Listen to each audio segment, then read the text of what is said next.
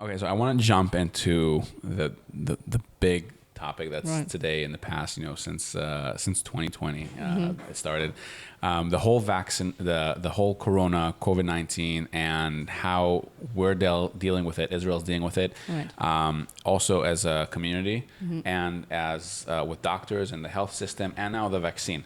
Do you think we're doing it, from your opinion, a professional opinion of a doctor, do you think we're taking the right steps? Yes, I think finally things are looking more optimistic.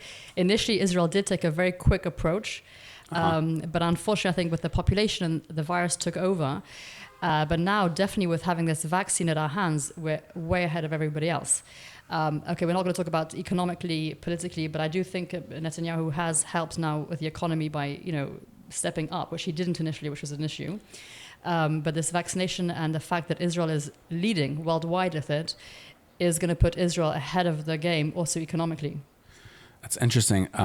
And how do you feel that's going to affect the entire practice of medicine with other, patients and other diseases and disabilities that doctors have to deal with? Yeah, so I think definitely this coronavirus has taught us that telemedicine is extremely important. Israel has dealt with it very well. They have vaccination setup stations all over the country. It's very accessible. Kikar Haden here, you can just walk along when it's your term and get it done really quickly. It's changed. Once people have been vaccinated, then the numbers will go down. It will take a few months, and the symptoms will be less. The vaccination will allow, at least they say 95% of immunity after a week after the second vaccination. So people will have fewer symptoms, but they will still potentially transmit the condition because you can still have a high viral load within you. So it will take a few months for the majority of the country to be treated. And I think once the numbers here look better, and it's already boosting the economy, because I think even the stocks went up 6%, people are investing in Israeli companies now, then more people will want to come back into the country. So you feel that is Corona something we're going to have to learn to live with in the next couple months, years, or forever? No, I think we've learned to live with it. The thing we're going to have to see now is how the virus is behaving from being in a bat to being in a human. So other viruses like influenza, we know replicates fast, which is why we have to have a vaccine every year.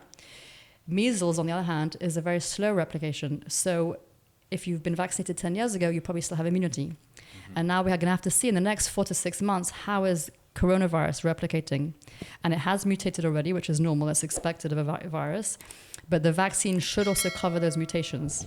So that's interesting. So basically, if I understand correctly, you're saying that either we're going to have to vaccinate and get everyone within 10, 20 years, or we're going to have to realize that we have to do just like the flu vaccine every year. It will be more likely that, I think, in my opinion, but yeah. Interesting. So in that case, what we're building now as a system that could vaccinate the entire population within a couple months is something that we're going to have to do every year. We're going to learn to live with.